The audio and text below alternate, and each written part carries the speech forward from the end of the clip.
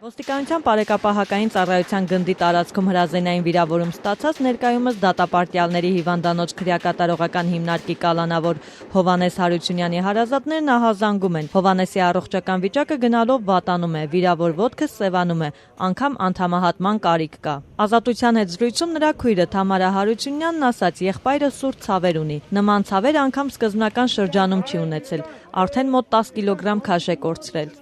3000 անգամ պետք է ինքը օրը մարմնամարզություն անի, ես չգիտեմ ինչ անի, բայց միթե այդ հնարավոր է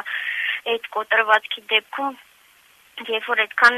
մանր ոսկորներ են նրա մսի մեջ խրված փշուրները,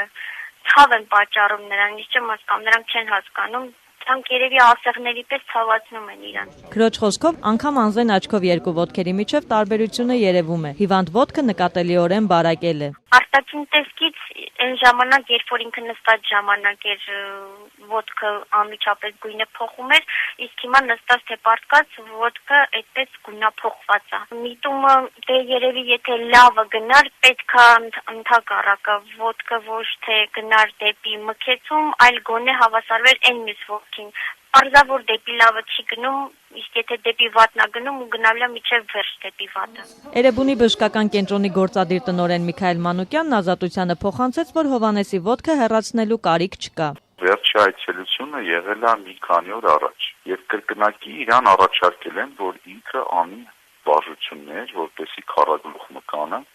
աթրոֆիայի չենթարկվի։ Ինքը այդ վարժությունները, չգիտեմ, ճիշտ է անում, այլ ավելի ճիշտ անումա թե ոչ,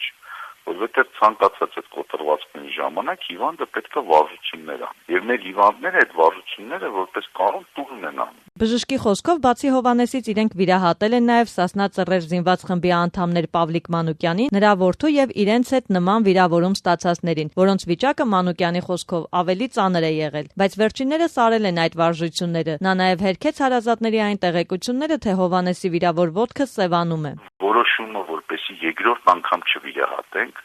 ընդունել են ոչ միայն մենակ Էրեբունի օրթոպեդիայի եւ տրավմատոլոգիայի բժիշկները, այլ նաեւ մենք հրավիրել ենք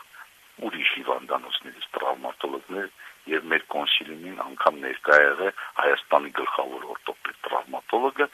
որը մեր հետ համաձայն է եղել։ Այսօր էլ Մարդու իրավունքների պաշտպանի աշխատակազմի բժիշկ մասնագետն այցելել է Հովհաննես Հարությունյանին։ Ըստ ՄԻՊ մասնագետի վերքի զննության արդյունքում պարզվել է, որ հիվանդը ազատորեն ծալում եւ բացում է կատարում աջ-ոտքի ծնկային հոդում։ Պաշտպանի գրասենյակի տարածած հաղորդագրության մեջ նաեւ ասվում է. արտաքին բժշկական զննման արդյունքում պարզվել է, որ ոտքի մաշկը գունային փոփոխության ենթարկված չէ։ Կախված դիրքում երկար ժամանակ գտնվելիս նկատվում է ոտնաթաթի թեթև արտահայտված կարմրություն։ Հովհաննես Հարությունյանին մեղադրանք է առաջադրվել շենքեր, շինություններ զավթելու կամ դրանք պահելու եւ ապօրինի կերպով զենք զինամթերք, պայթուցիկ նյութեր ձեռք բերելու, իրացնելու, պահելու հատկանիշներով։